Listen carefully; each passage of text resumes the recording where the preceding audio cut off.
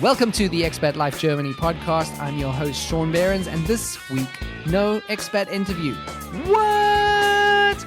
Instead, I will be looking at some interesting topics from the past month, and to help me do that, I have Abby from expats.de joining me on the line. After that, I'm going to be talking about scams that are aimed at expats in Germany, how you can spot them, and how to avoid them. And this is something that I'm going to be doing on a monthly basis. The show is going to be called The Month Ender Show because it's the month end and it's a show. And basically, I'll just be taking a look back at the month that was and also talking about some topics that are of interest to expats. Before I get to Abby from I Am Expat, I want to remind you that I'm giving away 2 copies of From the Bürgeramt to the Bedroom, which is a book aimed at newly arrived expats in Germany. So if you're newly arrived, if you're moving to Germany soon, or even if you know someone who has, go click on the link in the show notes below. You will be taken to a page where you can sign up for the newsletter for this podcast. Sign up and you will automatically be entered into the draw to win one of those books. So do that, and who knows, maybe you could be a lucky winner. Who knows? So on the line, I have Abby from expats.de, and she will be running through some of the top stories of June from expats.de. How are you doing, Abby? Hi, Shaun. How are you? I'm good, thanks. And thanks for joining. Oh, you're so welcome. It's lovely to be here. So before we start, tell me a bit about I Am Expat. Okay, so I Am Expat is a brand new website we just launched in April. We are an English language media platform for internationals who live in Germany and the Netherlands. So we've been going in the Netherlands about 10 years and we've just expanded into Germany. The idea is that we provide up-to-date information, news, job listings, housing services, events, and lifestyle tips for people who have just arrived in Germany or people who've been living there for the last 10 years. Sort of, okay. Yeah, one-stop shop. Yeah, I thought you guys were pretty new because when I started putting together the resources page for this podcast, I put together a whole bunch of resources and you did not feature on it. Wasn't even on my radar. And then I just started seeing more news stories coming through, more and more blog posts. And I was like, who is this I Am Expat? We're a small fish, but we're hoping to grow quite quickly. But it's really exciting to be starting. And it seems to be growing really nicely. Yeah, it's going really well so far. And we're getting really nice feedback, which is really nice because it's been a big project. So it's good to be going finally. Good.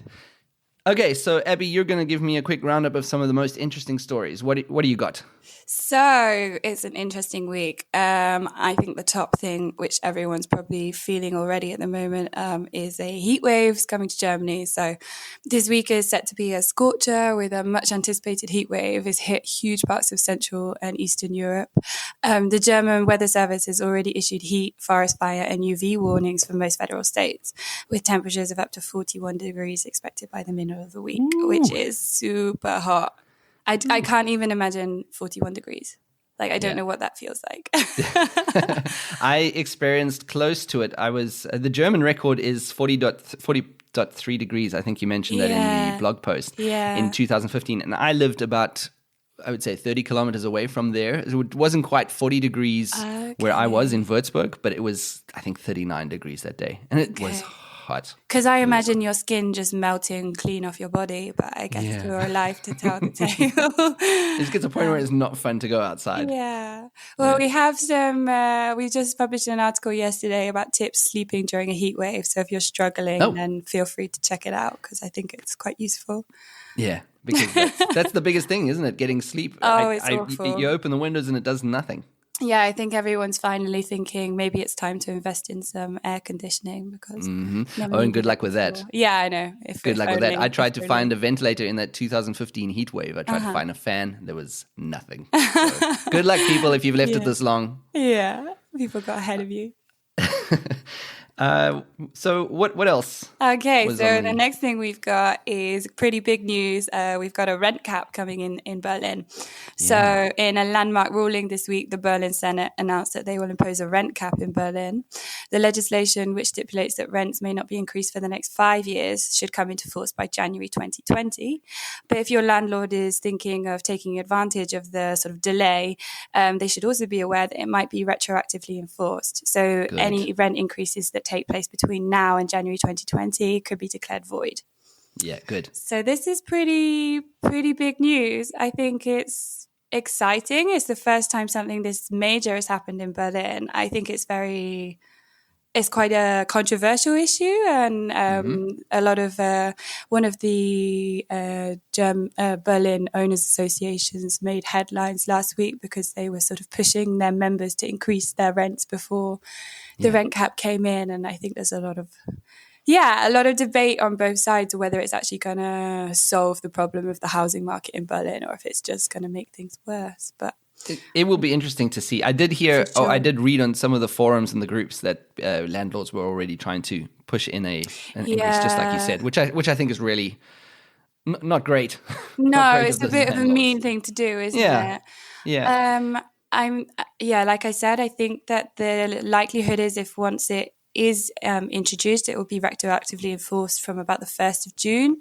So it's likely that any of those rent increases won't take place. We're advising people to contact their local tenants association if they've had any rent increases over the last month, which they're not sure about, they might not be legal.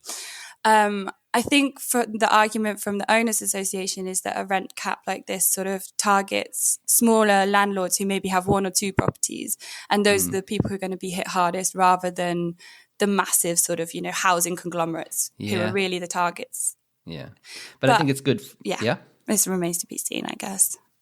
Yeah, I think it's good for specifically for expats, because on all of the forums and the Facebook groups that you go on, there's always people talking about how difficult it is to find a good place, how fast how quickly they disappear, and how expensive everything has gotten. So hopefully this helps. Yeah, I think expats definitely get disproportionately badly affected by high rents, because when you're not familiar with the housing market, you don't have the contacts and sometimes not even the language.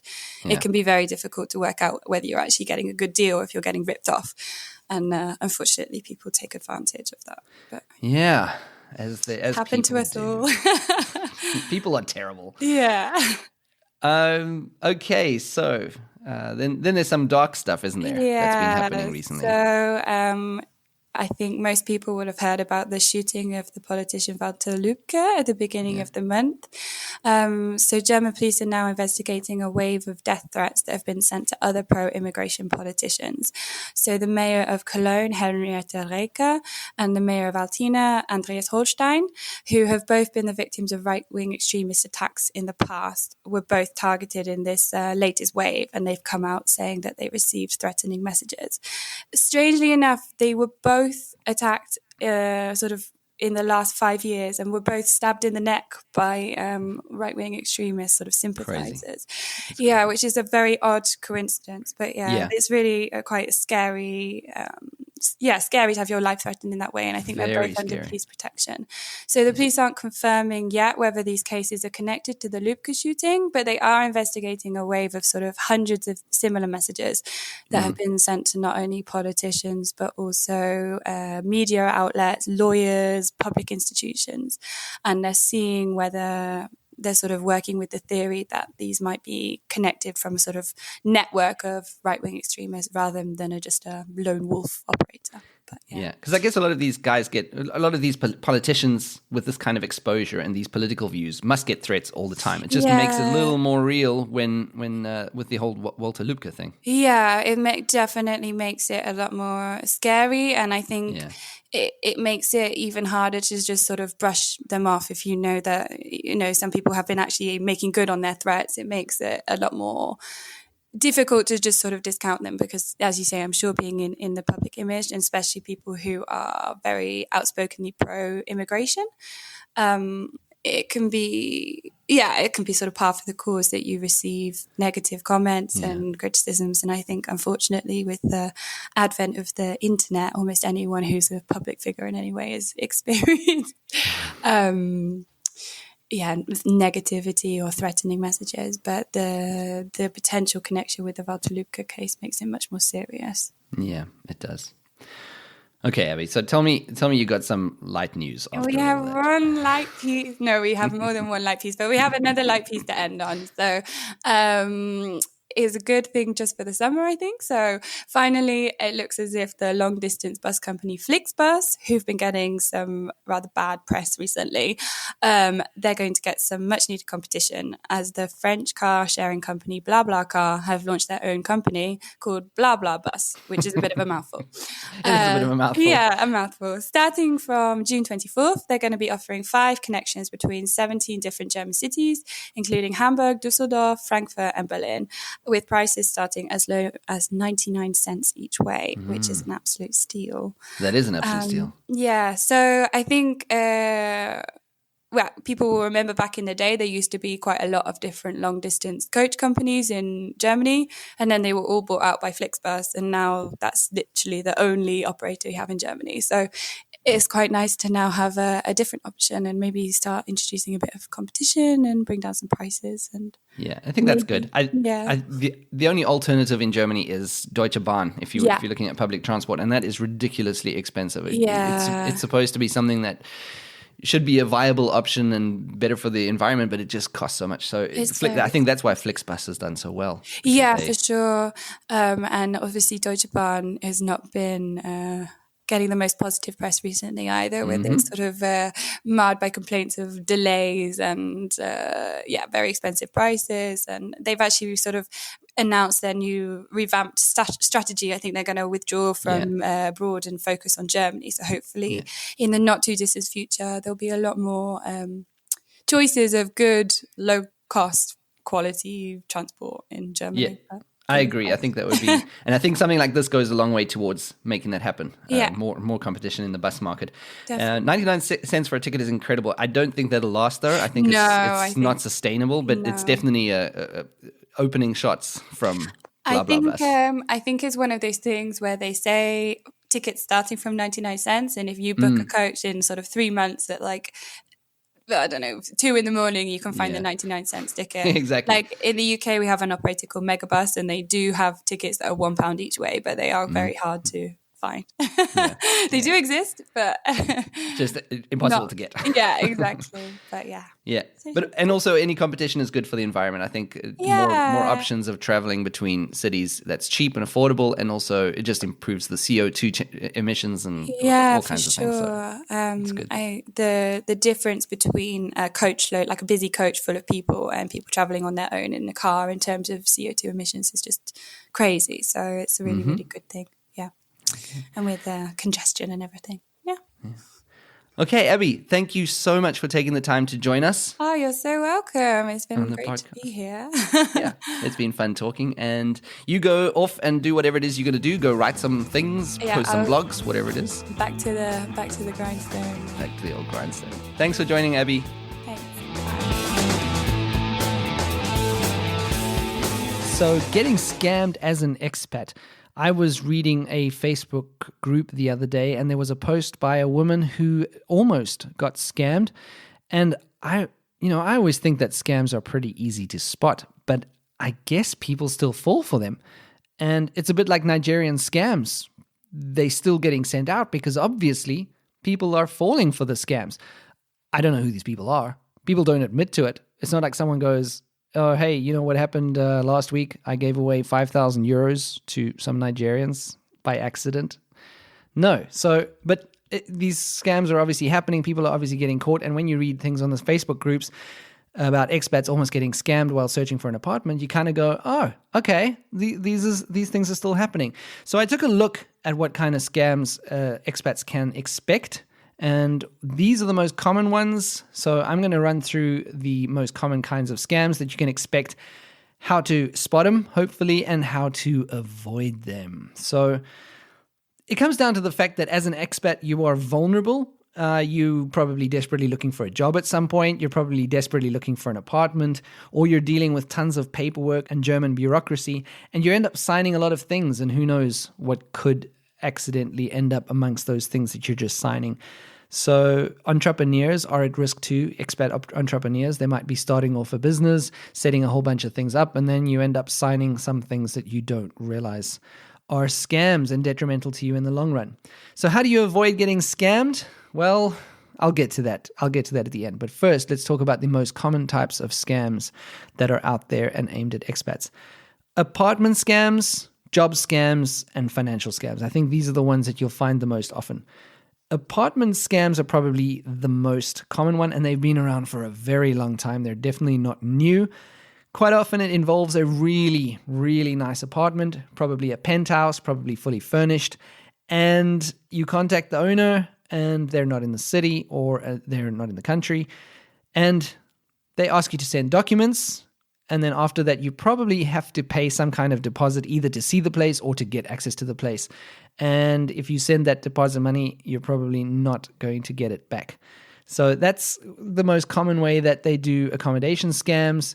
Sometimes they'll even ask you to post the money to something that looks quite professional, like a Western Union account or Home Away, and that money is pretty much gone. They'll disappear, and if you send them documents with your photograph, they'll probably use it to scam new people, because at some point they like to send their own photograph through so they look like a trustworthy landlord, let's put it that way. I think the rule is don't pay for anything that you haven't seen, and yeah, that's pretty much it. And also maybe check the emails. If you see bad grammar and bad spelling, that's fine. But if you see inconsistently bad grammar and bad spelling where they're making different mistakes, it could mean that multiple people are writing the mails. That might be an alarm bell for you. You might be thinking, who pays for a place without seeing it anyway? And the fact is, at that point, you don't know. You might just be so damn desperate. Or you could ask yourself, this does seem too good to be true. But what if I've just lucked out and I've hit the jackpot and I've gotten a prime apartment at a steal? What if this is for real? And then you kind of second guess your second guessing, and before you know it, you're a victim of the scam. So it happens. It can happen. I feel bad for the people it happens to, because, I don't think you need to be particularly dumb for this to happen to you. I think it could just happen. Another way that you might be scammed is a tenant might be leaving their apartment, or someone pretends to be the landlord of a real apartment for rent, and they try to fool you into giving them the deposit. So this one is a little more tricky to spot, but one way you could potentially spot this is ask yourself, how easy are they making this for me? If the process is seeming a little too easy, then probably something is up, because as with everything in Germany, getting an apartment involves a lot of bureaucracy. You probably have to give a credit check, you have to give bank statements, probably salary slips, all kinds of things. So if none of that is requested and things are seeming a little too easy, you're probably being scammed.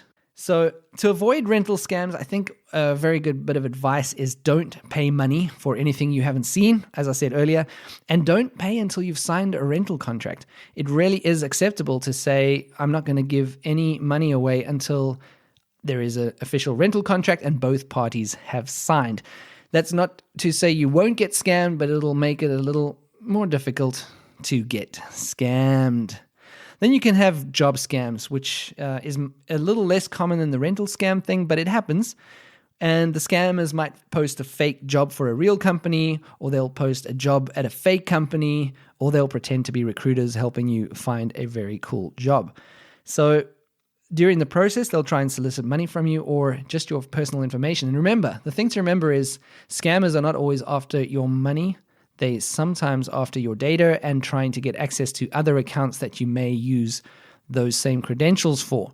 So yeah, before you do anything, just do your homework, check up on the company as much as you can, do online research, go to Facebook for groups or online forums if you have to, and ask around about the company and see, just do your due diligence. Make sure if it's a recruiting company, make sure as much as you can that they're legit. And again, don't pay money for things up front. The third kind of scam is a financial scam, and these are more your common garden variety scams that are geared towards foreigners, and they include things like investment scams, fake financial advisors, and so on. And here also entrepreneurs are at risk. I know of a story where scammers pretended to be some kind of European institution that small businesses needed to register with to become accredited. And it usually involves what looks like a bona fide contract. But the moment that you register with them and sign the contract, what you may not have noticed in the fine print or in the contract somewhere is it allows them to take money from you on an annual basis. And usually this is a large sum of money, which for someone just setting up a company can be devastating. So, entrepreneurs, look out as well. So be careful what you sign, and again, do your research. Now, you might be able to spot them. Sometimes you won't be able to spot them. But I think if you stick to 2 golden rules, you can avoid scams or potentially avoid scams. Number 1, if it seems too good to be true, it probably is. And number 2, always double check, whether it's checking with Germans or expat friends, or going onto Facebook groups or online forums and asking around. Just double check if you're even the least bit uncertain about something, or even if you're very certain about something. Double check whenever you can. And I think with these tips, you will, maintain a healthy dose of skepticism and make sure you don't get scammed. Don't get scammed! So that was the Month Ender Show for June 2019. I would love to know what you thought of it. Get in touch with me, expatlifegermany@gmail.com, or you can go into Facebook, message me on Facebook. Expat Life Germany is the Facebook page name. I also want you to get involved in the conversation. Go to the group, the Facebook group. It's attached to the page. You can find it there, Expat Life Germany. Now, next week, I've got an interview with Laurie Charles-Kerner. She is an American living in Nuremberg, and she's an English teacher, and she also raised bilingual children. So we speak about both of these things. She's also been here for quite a while, so you can hear the perspective of an expat who has been in Germany for many decades. Join me for that. Subscribe to the podcast. Leave me reviews wherever you listen to podcasts. And I'll talk to you next week.